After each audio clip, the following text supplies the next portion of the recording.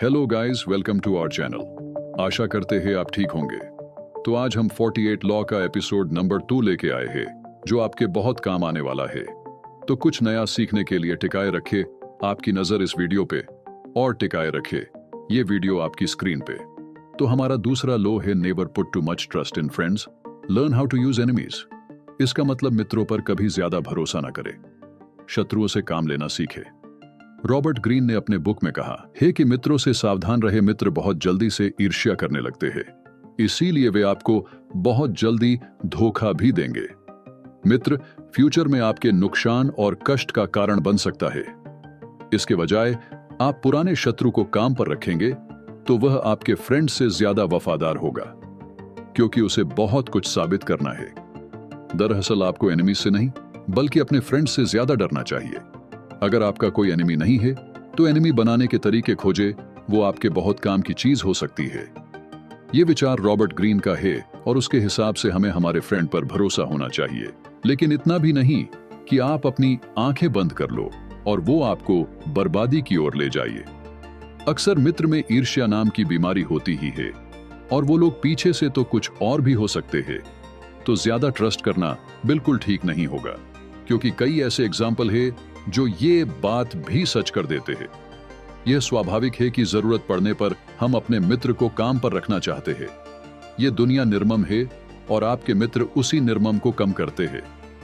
इसके अलावा आप उन्हें अच्छी तरह से जानते भी हैं।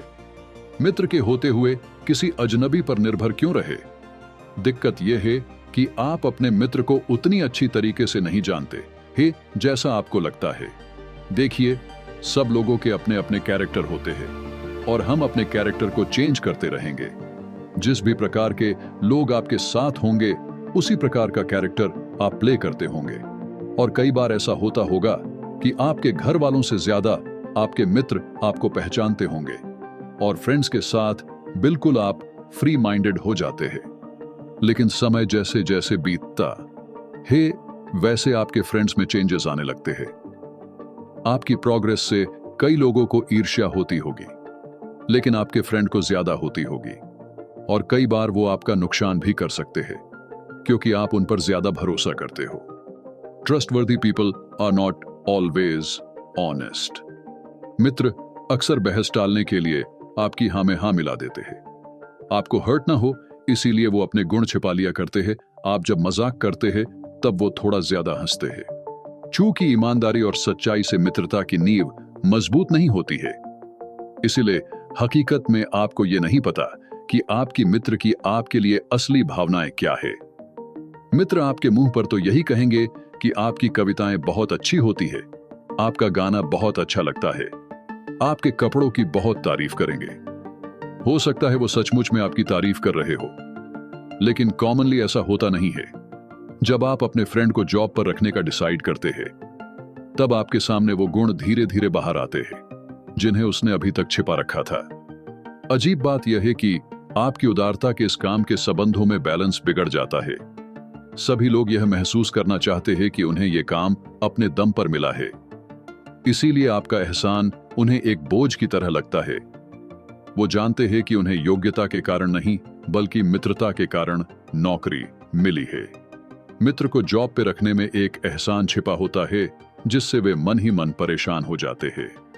किसी के लिए लाभ के बजाय नुकसान का बदला चुकाने के लिए लोग ज्यादा तत्पर होते हैं, क्योंकि कृतज्ञता बोझ है और प्रतिशोध आनंद है। मित्रों का प्रयोग करने या उन्हें नौकरी पर रखने में समस्या यह है कि इससे आपकी शक्ति निश्चित रूप से सीमित हो जाएगी। बहुत कम मामलों में ऐसा होता है कि मित्र किसी काम के लिए सक्षम हो। फाइनल एनालिसिस में योग्यता और क्षमता मित्रतापूर्ण भावनाओं से ज्यादा महत्वपूर्ण रहती है, क्योंकि योग्यता और क्षमता से आपको बेस्ट काम मिलेगा और बेस्ट रिजल्ट भी मिलेगा। और मित्रता में आपको आपके रिलेशन बनाए रखने के लिए आपको अपने काम के साथ कॉम्प्रोमाइज करना पड़ता है। कामकाज की सभी स्थिति में लोगों के बीच थोड़ी दूरी होनी चाहिए। आप मित्र बनाने की नहीं बल्कि आप काम करने की कोशिश कर रहे हैं। और मित्रता सच्ची हो या नहीं, लेकिन इस तथ्य को ढक देती है। द पावर ऑफ की यही है कि आप में यह इवैल्यूएशन करने की क्षमता होनी चाहिए कि आपको सबसे ज्यादा फायदा कौन पहुंचा रहा है।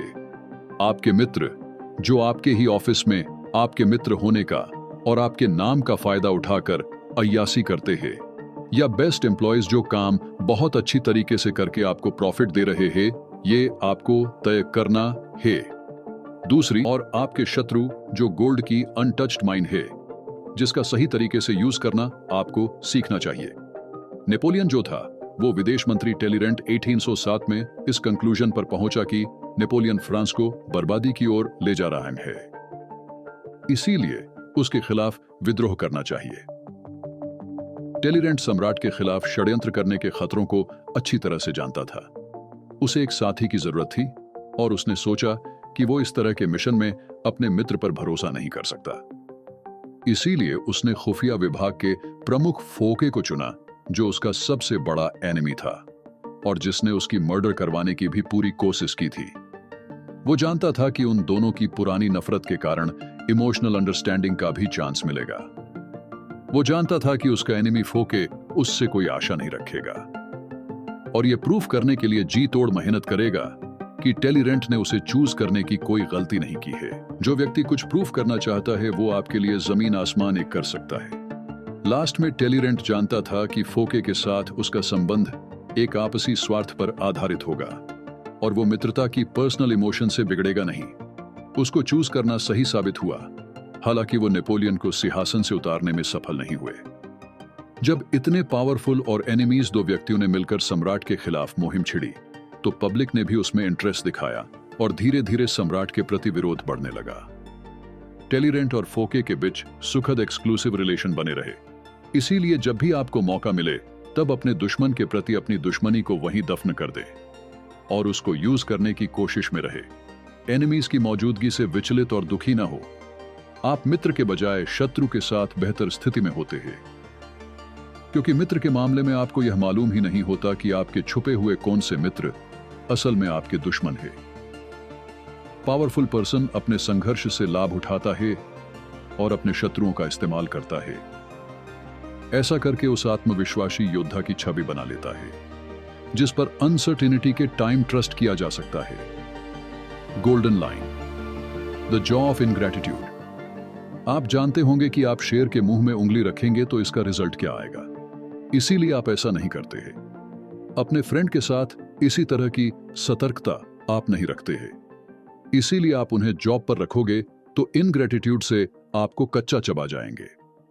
एक्सपर्ट्स ओपिनियन, ये सीखे कि अपने लाभ के लिए अपने दुश्मनों का उपयोग कैसे किया जाता है। आपको धार की तरफ से तलवार नहीं पकड़नी चाहिए ताकि आप खुद की रक्षा कर सके। इंटेलिजेंट पर्सन अपने एनिमी से भी लाभ लेता है, जबकि मूर्ख व्यक्ति अपने मित्रों से भी खुद का नुकसान करवा के ही दम लेता है। और ये बाल्टे सर ग्रेशियन की लाइन है। तो आज का एपिसोड यहां हम खत्म करते हैं। अगर वीडियो अच्छा लगे तो वीडियो को लाइक करे और चैनल को सब्सक्राइब बिल्कुल कर दे और कमेंट्स में लिख दे कि आपकी क्या राय है। ये तो अभी शुरुआत है, आगे बहुत कुछ बाकी है। Thanks for watching.